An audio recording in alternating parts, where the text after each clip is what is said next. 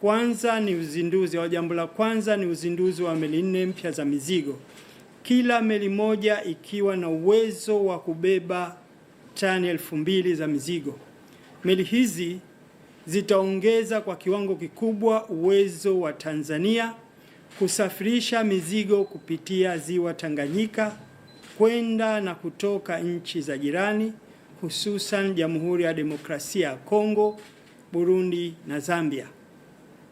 Uwekezaji huu ni kielelezo cha imani kubwa ya sekta binafsi katika sera na mazingira wezeshi ya uwekezaji yaliyojengwa na serikali ya awamu ya 6 chini ya uongozi mahiri wa Mheshimiwa Dr. Samia Suluhu Hassan, Rais wa Jamhuri ya Muungano wa Tanzania.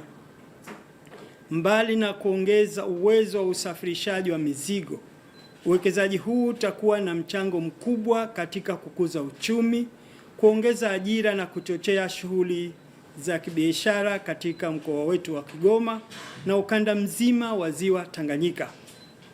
Meli hizi 4 zinatarajiwa kuongeza mahitaji ya huduma ya usafirishaji wa barabarani na usafiri wa reli, na takriban malori 266 kushiriki katika kusafirisha mizigo kwenda na kutoka bandari ya Kigoma. Aidha, mradi huu wa meli 4 unatarajiwa kuzalisha takriban ajira 600 za moja kwa moja, zikiwemo za madereva, wasaidizi wa madereva, wahudumu wa meli na watumishi wengine katika mnyororo mzima wa usafirishaji, ugavi, biashara na huduma zinazounga mkono shughuli za bandarini.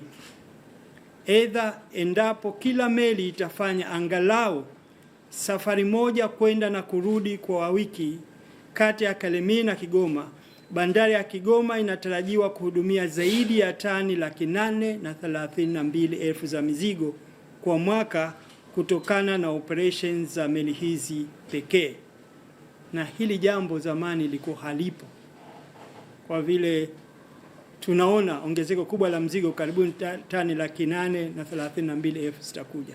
Tunamshukuru sana Mheshimiwa Rais kwa kufungua milango kwa ajili ya uwekezaji. Bila private sector kazi hii singalifanyika. Hili litaongeza mapato ya serikali, kuimarisha biashara, kuvutia wawekezaji, kupanua fursa za ajira na kuifanya Kigoma kuwa kitovu muhimu zaidi cha biashara na usafirishaji katika ukanda wa maziwa makuu na Afrika ya Kati. Ukuaji huu tayari unaonekana. Katika mwaka wa fedha 25-26, bandari za ziwa Tanganyika zilihudumia tani 815,235 za mizigo ikilinganishwa na tani 397,897 mwaka uliotangulia, yaani mwaka 24-25. Tunatarajia mwaka huu au mwakani tutaongeza zaidi, itafikia mpaka milioni 4. Serikali itaendelea kuboresha bandari ya Kigoma, ikiwemo ujenzi wa gati jipya la kisasa la mzigo na abiria ili kukidhi ongezeko hili la biashara. Ndugu waandishi wa habari, mradi wa pili ni ujenzi wa reli ya kisasa SGR kipande cha 6 kutoka Tabora hadi Kigoma chenye urefu wa kilomita 506 na thamani ya takriban dola za Kimarekani bilioni 2.74.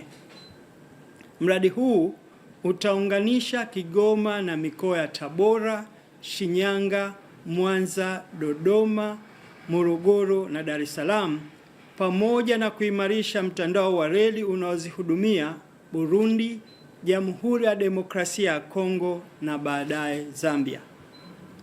Baada ya kukamilika, safari kati ya Dar es Salaam na Kigoma zitachukua takriban masaa 8 baada ya masaa 30 zinazotumika kwa sasa kwa reli ya kawaida. Sasa ukitoka Kigoma, ukitoka Dar es Salaam leo saa 12 utafika hapa karibuni saa 12 jioni kesho. Sasa tutakuwa tunatumia masaa 8. Hii inaenda kubadilisha maisha ya Watanzania. Na mfano mzuri nyote mmeona usafiri kati ya Dar es Salaam na Dodoma. Maisha yamebadilika sana. watu wanaenda Dar es Salaam na kurudi, wanaenda Dodoma na kurudi, ama Dar es Salaam Dodoma na kurudi. Yaani badilisha sana.